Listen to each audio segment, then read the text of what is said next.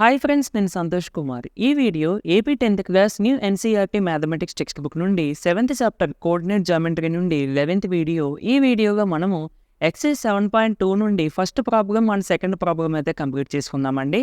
కంపల్సరీగా previous videos చూడండి friends. ఈ చాప్టర్కి సంబంధించిన ప్లేలిస్ట్ యొక్క లింక్ డిస్క్రిప్షన్లో ఇస్తాను. అండ్ దీని ముందు వీడియోలో నేను సెక్షన్ ఫార్ములా గురించి ఒక వీడియో పర్టికులర్గా ఆ ఫార్ములా గురించి ఎక్స్ప్లెయిన్ చేస్తూ ఒక వీడియో చేశానండి ఈ చాప్టర్లో. అది కంపల్సరీగా చూడండి. ఆ వీడియో చూస్తేనే మీకు ఈ ప్రాబ్లమ్స్ అన్నీ అర్థమవుతాయి. ఇది ఒక్క ప్రాబ్లమే కాదు, ఈ ఎక్సైజ్లో ఉన్న ప్రతి ప్రాబ్లము మీకు అర్థం అవ్వాలంటే కంపల్సరీగా సెక్షన్ ఫార్ములా మీకు తెలిసి ఉండాలి. Okay. And previous chapters real numbers, polynomials, pair of linear equations, quadratic equations, వీటితో పాటు semester 2 chapters introduction to trigonometry, some applications of trigonometry, next surface areas and volume, ఇవన్నీ చాప్టర్స్ కూడా మన ఛానల్గా ఉన్నాయండి. కంప్లీట్గా అంటే చాప్టర్ స్టార్టింగ్ నుండి ఎండింగ్ వరకు ప్రతి ప్రాబ్లం కూడా ఉంటుంది. వీటన్నింటి ప్లేలిస్ట్ యొక్క లింక్స్ కూడా నేను డిస్క్రిప్షన్లో ఇస్తాను. ఒకసారి ఓపెన్ చేసి చూడండి. నచ్చితే తప్పకుండా లైక్ చేసి సబ్స్క్రైబ్ చేసుకుని డైలీ ఫాలో అవడానికి అయితే ట్రై చేయండి. ఓకే, మనకి ఫస్ట్ క్వశ్చన్ డైరెక్ట్ క్వశ్చన్. ఇది చాలా ఈజీ క్వశ్చన్. ఆల్రెడీ మనం ఎగ్జాంపుల్ 6లో చేసాము. ఇంకా direct application of section formula మాట, అంటే సెక్షన్ ఫార్ములా డైరెక్ట్గా అప్లై చేసేస్తే మనం ఈజీగా ఆన్సర్ చేసేయచ్చు. సో క్వశ్చన్ చదువుకుంటే, find the coordinates of the point which divides the join of అని చెప్పి 2 పాయింట్స్ ఇచ్చారు ఇన్ ద రేషియో 2:3. ఇక జాయిన్ ఆఫ్ అంటే ఈ 2 పాయింట్స్ ద్వారా ఫామ్ అయిన లైన్ సెగ్మెంట్ అని అర్థం. ఈ లైన్ సెగ్మెంట్ని డివైడ్ చేసిన పాయింట్ యొక్క కోఆర్డినేట్స్ కనిపెట్టాలి. అది కూడా రేషియో ఇచ్చేస్తారు 2:3. ఓకే. సో ఇది లైన్ సెగ్మెంటు. మనం ఒక పాయింట్ డివైడ్ చేసిన అన్నారు కదా, ఆ పాయింట్ పి అని అనుకుందాం. అంటే ఇప్పుడు మనం ఏం కనిపెట్టాలండి, ఈ ఎక్స్ కోఆర్డినేట్, వై కోఆర్డినేట్ కనిపెట్టాలి. అలాగే మనకి రేషియో ఇచ్చేసారు M1 2, M2 3. జనరల్గా అంటే మీకు నేను సెక్షన్ ఫార్ములా చెప్పినప్పుడు చెప్పాను, ఇలా రేషియో ఇచ్చినప్పుడు ఇవి డైరెక్ట్ మెజర్మెంట్స్గా తీసుకోకూడదు. కానీ మనం ప్రాబ్లమెటిక్ పాయింట్ ఆఫ్ వ్యూలో డైరెక్ట్గా తీసేసుకొని చేసినా కానీ ఆన్సర్ వస్తుంది. అఫ్కోర్స్ మనం డైరెక్ట్గానే తీసుకుంటాం. ఎందుకంటే నార్మల్గా రేషియోస్ ఇచ్చినప్పుడు ఇండివిజువల్గా వాల్యూస్ తీసుకునేటప్పుడు మనం ఎలా తీసుకోవాలంటే 2K అండ్ 3K అని తీసుకోవాలి. ఎందుకంటే 2:3 అని ఇచ్చారు కాబట్టి. మళ్ళీ ఇందులో సబ్స్టిట్యూట్ చేసి మళ్ళీ క్యాన్సిల్ చేయడం కంటే అంటే అది కొంచెం లెంతీ అవుతుంది అని చెప్పి మనం ఇక్కడ డైరెక్ట్గా తీసేసుకుంటాం. ఓకేనండి. ఓకే. రెడ్ ద పాయింట్స్ అని చెప్పి దీన్ని ఏ, దీన్ని బి అని అనుకుందాము. అండ్ ఈ లైన్ సెగ్మెంట్ డివైడ్ చేసిన పాయింట్ పి ఎక్స్, వై అని అనుకుందాము. రేషియో M1 M2 = 2:3 అని ఇచ్చారు. దట్ మీన్స్ మనం ఎలా తీసుకుంటాం, M1 = 2, M2 = 3. So section formula ఇది. ఇక్కడ ఇవి కంపేర్ చేసుకోవడానికి వేసుకోండి. చాలామంది వేసుకోకుండా డైరెక్ట్గా చేసేస్తూ ఉంటారు. ఇలాగా అంటే మీకు బాగా అర్థమవుతుంది అంటే క్లారిటీగా ఉంటే మీకు అర్థమవుతుంది. అవునా కదా. నార్మల్గా మీ పేపర్స్ కరెక్షన్ చేసినప్పుడు కూడా మీరు అంతా క్లారిటీగా రాశారనుకోండి, బాగా అర్థమవుతుంది. కరెక్షన్ చేసే వరకు కూడా మీకు మార్క్స్ వస్తాయి. అర్థమైందండి. సో అందుకని ఏంటంటే ఇక్కడ మీకు ఎలా అయితే చెప్పానో ఆ విధంగానే మీకు ప్రాక్టీస్ అవ్వండి. అంతేగాని నేను ఎలా చెప్తే ఇది ఎందుకులే అని చెప్పి వదిలేయడం అలా కాదు. నేను ఇక్కడ బోర్డు మీద మీకు అర్థమయ్యేలాగా మీకు మంచి మార్క్స్ వచ్చేలాగా మేము చెప్తూ ఉంటాం. మీరు దాన్ని నెగ్లెక్ట్ చేసుకుని లైట్ తీసుకున్నారనుకోండి, మీరు చేసేది ఏమి ఉండదు కదా. సో అందుకని ఎలా అయితే చెప్తున్నామో దాన్ని బట్టి మీరు ఫాలో అవ్వండి, అంత బాగుంటుంది. ఓకే, మరి X1, Y1, X2, Y2 అనుకుని ఇవి కంపేర్ చేసుకోండి. X2, Y2, X1, Y1. So ఈ ఫార్ములా సబ్స్టిట్యూట్ చేసేయండి. M1 అంటే 2, X2 అంటే 4, అలాగే M2 అంటే 3, X1 అంటే -1. అలా ఈ వాల్యూస్ తీసుకొచ్చి ఇందులో సబ్స్టిట్యూట్ చేస్తే మీకు ఈ స్టెప్ వస్తుంది. దీన్ని సింప్లిఫై చేసేయండి. 2 × 4 అండ్ ఇంకొక పాయింట్. ఇప్పుడు ఇది ఏంటండి, లైన్ సెగ్మెంట్ని డివైడ్ చేసిన పాయింట్ ఇది. ఓకే. ఇక్కడ మనకి ఈ ప్రాబ్లంలో కూడా మనం ఏమనుకున్నాం, P of X, Y అనే కదా అనుకున్నాం. కాబట్టి ఇంక డైరెక్ట్గా X, Y అని రాసేసాం. P రాయాల్సిన అవసరం లేదు. ఓకే. సరే, ఇప్పుడు ఇవి సబ్స్టిట్యూట్ చేసేస్తే ఈ స్టెప్ వస్తుంది. 2 × 4 = 8, plus into minus minus 3 × 1 3, by 2 + 3 అంటే 5, 2 × -3 -6, ప్లస్ 3 7 = 21, బై 2 + 3 5. సో 8 - 3 అంటే 5, బై 5, -6 + 21 అంటే 15/5. సో 5/5 అంటే 1, 15/5 అంటే 3. ఇప్పుడు coordinates of the point is 1, 3. అంటే ఈ లైన్ సెగ్మెంట్ని డివైడ్ చేసే పాయింట్ యొక్క కోఆర్డినేట్స్ ఎంత వచ్చినాయండి, మనకి 1, 3 అని వచ్చినాయి. నీట్గా నోట్ చేసుకోండి. నెక్స్ట్ మనకి ట్రైసెక్షనల్ పాయింట్స్కి సంబంధించి ఇది కూడా మనం ఎగ్జాంపుల్స్లో చేసామండి. ఎగ్జాంపుల్ 7 కానీ 8 కానీ అంటే సరిగ్గా ఎగ్జాక్ట్గా గుర్తులేదు, ఒకసారి మీకు చూస్తే అర్థమవుతుంది. కంపల్సరీగా ప్రీవియస్ వీడియోస్ చూడండి. నేను ప్రీవియస్ వీడియోలో కూడా ట్రైసెక్షనల్ పాయింట్స్‌కి సంబంధించి ప్రాబ్లమ్ చేశాను. సో, అది చూస్తే ఇది మీరు ఓన్‌గా చేసేస్తారు. మీరు ఈ వీడియో కూడా చూడవలసిన అవసరం లేదు. Okay. So, find the coordinates of point of trisection. Points of trisection అంటే ఒక లైన్ సెగ్మెంటు 3 ఈక్వల్ పార్ట్స్ అవ్వడానికి గల కారణమైన పాయింట్స్‌ని పాయింట్స్ ఆఫ్ ట్రైసెక్షన్ అని అంటాం.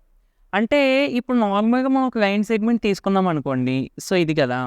ఇది 3 ఈక్వల్ పార్ట్స్ అవ్వాలి అంటే కంపల్సరీగా నేను 2 పాయింట్స్ పెడితే అప్పుడు అది 3 ఈక్వల్ పార్ట్స్ అవుతది. సో, అంటే ఇప్పుడు ఈ లైన్ సెగ్మెంట్ 3 ఈక్వల్ పార్ట్స్ అయిందంటే దానికి కారణం ఏంటి? ఈ 2 పాయింట్లు. అవునా కదా! సో, ఈ 2 పాయింట్‌నే మనం ట్రైసెక్షనల్ పాయింట్స్ అని చెప్తామండి. సో, ఇప్పుడు మనం ఏమంటున్నారంటే ఈ 2 పాయింట్స్ ద్వారా ఫామ్ అయిన లైన్ సెగ్మెంట్‌కి సంబంధించి ట్రైసెక్షనల్ పాయింట్ అడుగుతున్నారు. అంటే ఈ లైన్ సెగ్మెంట్ 3 ఈక్వల్ పార్ట్స్ అవ్వడానికి గల కారణమైన పాయింట్స్ యొక్క కోఆర్డినేట్స్ అడుగుతున్నారు.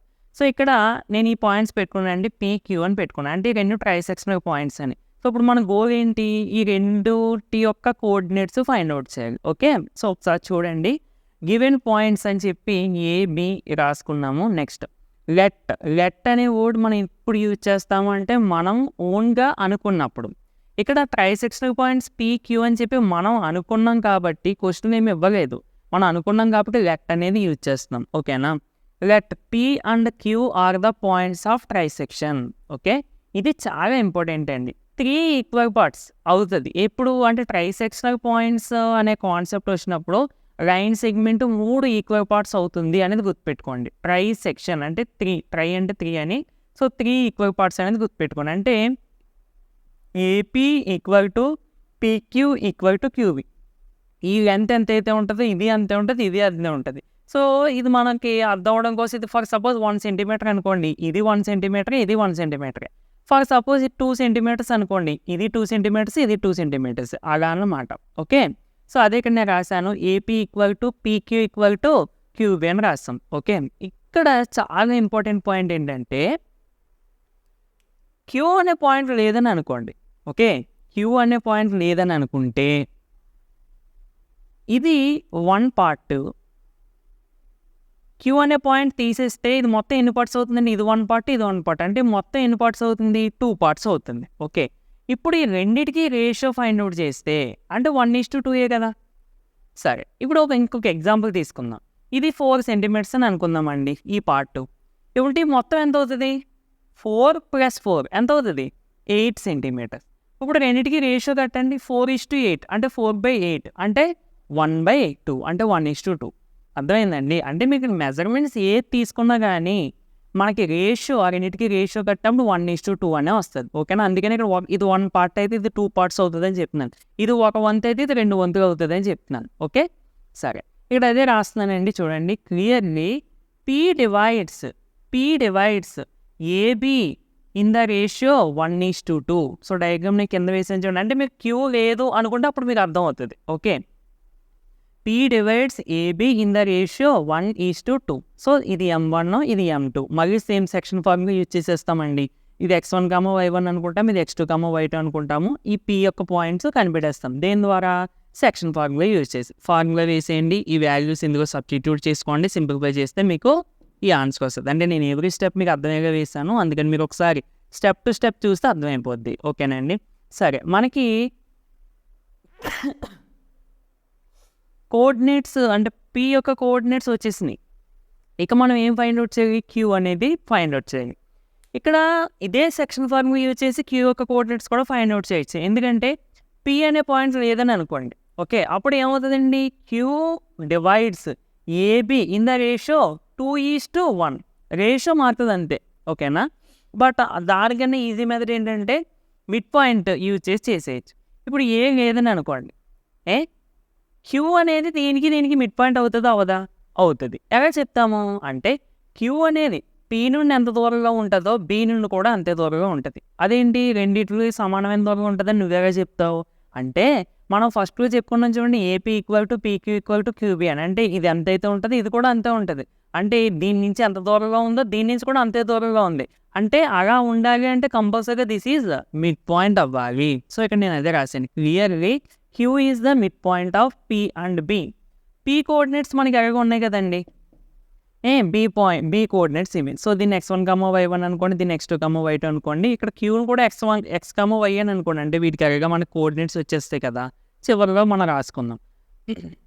సరే, ఫస్ట్ మిడ్ పాయింట్ ఫార్ములా రాయండి. q of x, y equal to x1 plus x2/2, y1 plus y2/2. జాగ్రత్తగా సింప్లిఫికేషన్ చూడండి.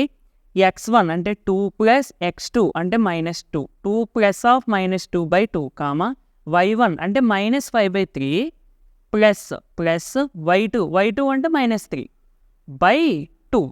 ఓకే, ఫార్ములా ఉండే 2. ఇప్పుడు ప్లస్ ఇంటూ మైనస్, -2 -2/2. ఇక్కడ ఫస్ట్ ప్లస్ ఇంటూ మైనస్ ఎంత అవుతుందండి, -3ని 3/1 అని రాసుకున్నాను. ఓకే, ఈ బై 2 అలాగే ఉంచేసి ఇప్పుడు మనం న్యూమరేటర్ని అబ్జర్వ్ చేస్తే 2 - 2 ఇక్కడ 0 అయిపోతుంది, 0/2.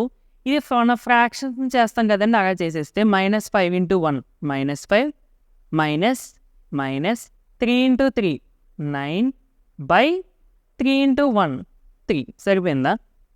దట్ ఈక్వల్ టు 0/2 అంటే 0, -5 -9 అంటే -14/3/2ని 2/1 అని రాసుకున్నాను. ఇక్కడ ఒకసారి చూడండి, ఎప్పుడైనా సరే ఫ్రాక్షన్ కింద మళ్ళీ ఇంకొక ఫ్రాక్షన్ వచ్చేస్తే దాన్ని ఎలా సింప్లిఫై చేయాలి అంటే ఫస్ట్ ఫ్రాక్షన్ నార్మల్గా రాసేసుకోండి, -14/3 ఇంటూ పెట్టి దీన్ని రెసిప్రొకల్ చేయండి, అంటే 1/2. ఇక 2 టేబుల్ ఇది 7 టైమ్స్ క్యాన్సిల్, సో మైనస్ ఉంది కాబట్టి -7/3. మొత్తం దీన్ని సింప్లిఫై చేస్తే ఎంత వచ్చిందండి, -7/3. దేర్ఫోర్ మన క్యూ కోఆర్డినేట్స్ కూడా వచ్చేసినాయి.